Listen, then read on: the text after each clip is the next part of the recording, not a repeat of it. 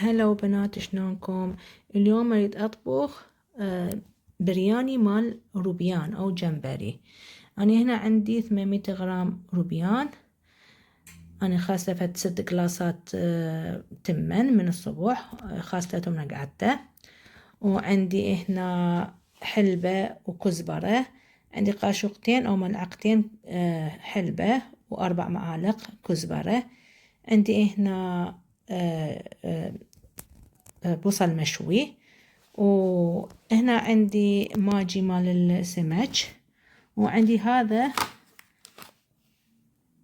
انواع السمك يعني مغلفيه، مسوي مثل هيجي شكل عامل يشبه أسابع السرطان، بس هو مو أسابع السرطان، بس هيجي شكله سمك، وخلي وياه شي يسموه صبغ مال الأكل، وتقريبا 200 غرام منه.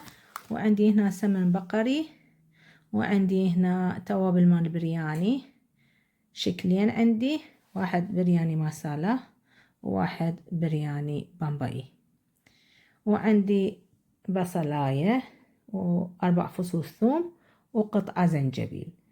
وهسه من أثرمهم أقول لكم خطوة بخطوة إيش تسوون. هسه ثرمت البصل والزنجبيل والثوم. صدق بنات لهذا الأكلة نحتاج يوغرت أيضا، لبن أو زبادي.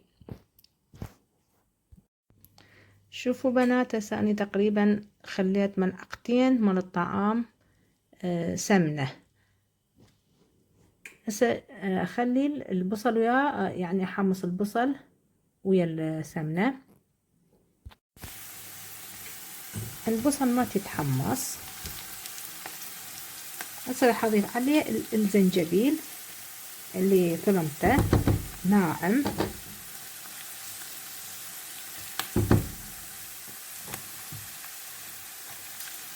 والثوم، ويجي أضيفه حمصة بسيطة.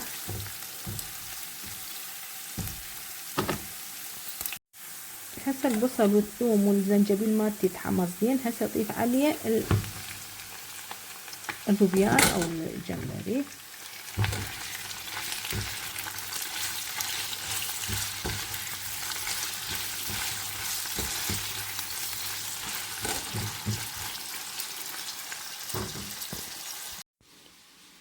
شوفوا يا بنات، هذا شكل السمك اللي رويتكم اياه، يعني هذا مسوين من السمك، يعني ثارمي انواع السمك، وبعدين خلي عليه توابل بنكهة الاكلات البحرية. هو يشبه اصابع السرطان، بس هو مو اصابع السرطان، وهواية طيبة. بس انا هسه ما اضيفه على الروبيان لاني نمرض، يعني كلش طري هذا السمكة او شنو تقولوا له. شوفوا بنات، هسه من حمصت الروبيان، لا تحمصوه هواية لان يصير يابس. هسه اضيف له شنو؟ مكعب الماجي مال السمك،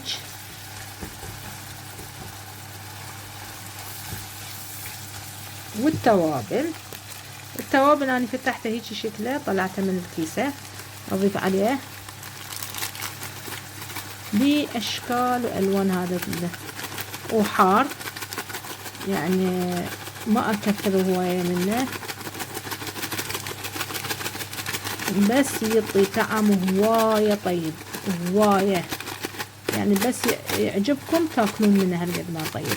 مثل ما تشوفون بتوابل صحاح ايضا. تشوفون، شوفوا يا بنات. وهذا عود مال دارسين، وهيل بي، وفلفل اسود صحاح، يعني ما مبرود.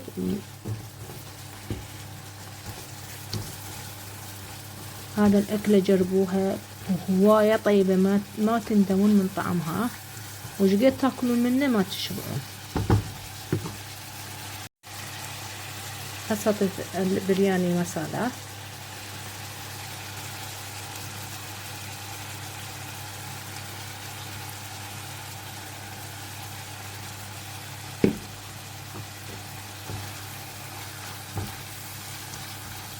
جربوها هواية طيبة. هسه بهذا المرحلة أضيف الكزبرة والحلبة وحمصه.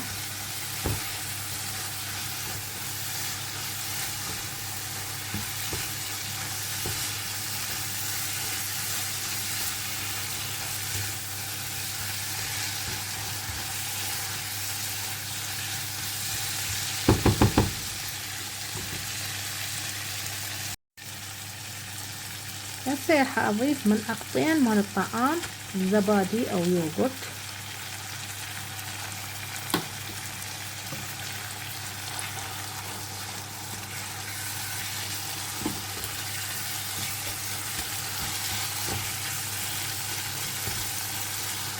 إذا أنتم تحبون حار كثروا من ذاك التوابل الحار اللي بومبائي برياني،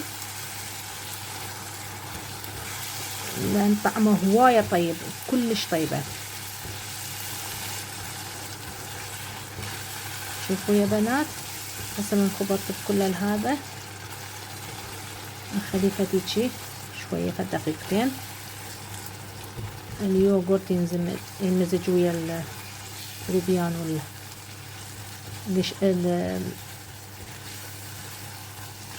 الكزبرة والحلبة.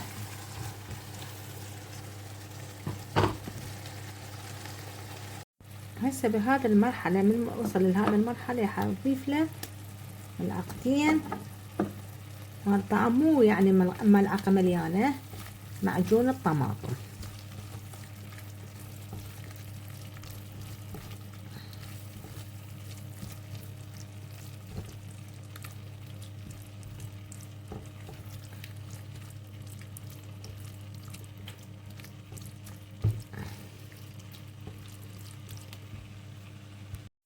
هسه في المرحلة الأخيرة راح أضيف السرطان أو السمك، هيجي قطعت تشوفون. إذا ما عندكم هذا يعني ما لازم، بس سووها بالروبيان وبس، هيجي خلطة خفيفة يعني لأن ينمرد، وطفي جوا.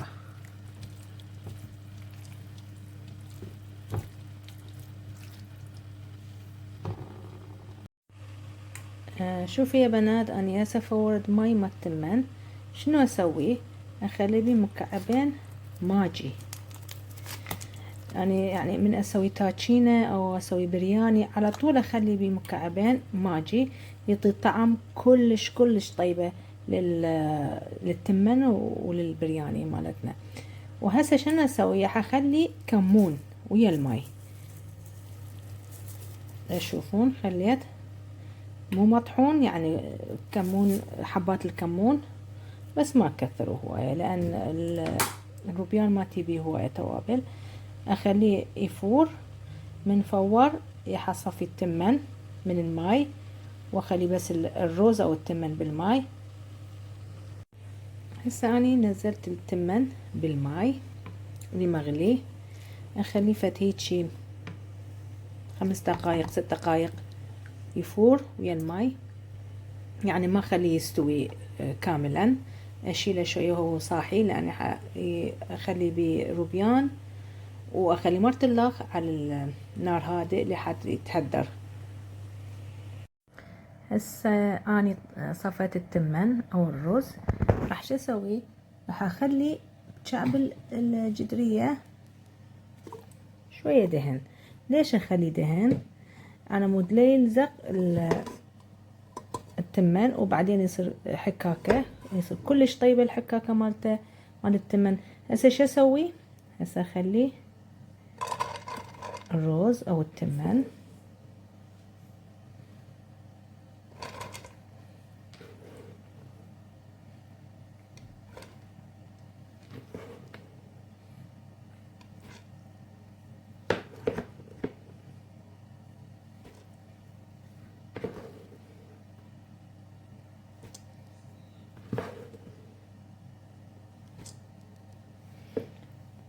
واخلي يعني خليت طبقة الرز او التمن، واخلي هسه روبيان والسمك.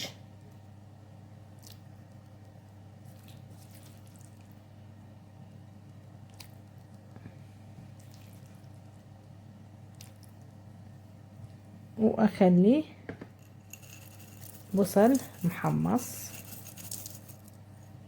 هسه أخلي طبقة لاخ والرز أو التمن،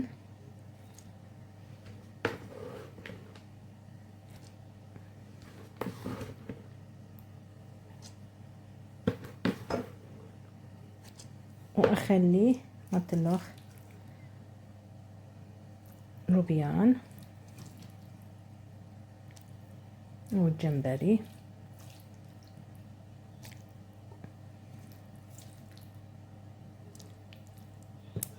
يعني حاولوا لي يعني يلزق على الحافات الجدرية لأني يحترق.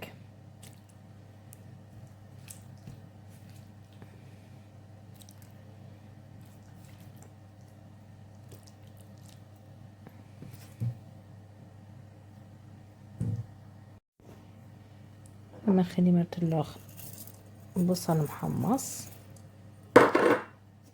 وأخير الطبقة حخطيه بالرز.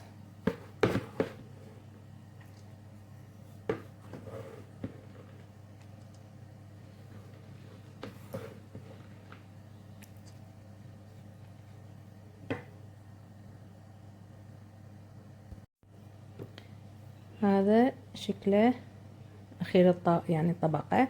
هسه شو أسوي؟ حادير عليه شوية من التوابل مال برياني مسالة، هذا يعطي طعم ونكهة كلش طيبة. وأخليه على نار هادئة. هسه أقبضه وأخليه على نار هادئة تقريبا 20 دقيقة وجاهز. أنا مع البرياني أو التاتشينة أقدم جاجيك أو ساتسيكي. شنو هذا؟ جاجيك عبارة عن خيار، ثوم، ويوغورت. أنا هسه شو أسوي؟ أبرش الخيار والثوم وبعدين أخلطها ويا اليوغورت وبعدين أوريكم شكلها النهائي.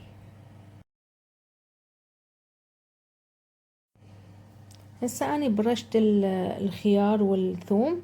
هسه أضيف عليه شوية ملح أو يوغورت واخبطهم زين. إذا شفتوا صار هواية ثخين ضيفوا له شوية ماي، ما يأثر، بس لا تكثرون هواية بالماي، يصير فد شي صوص خفيف. وهذا ويا البرياني كلش كلش طيبة. شوفوا بنات، هذا شكلها النهائي. يعني درت له شوية ماي لأن اليوغورت مالتي كان هواية ثخين، يعني لازم هيك يصير. شوفوا،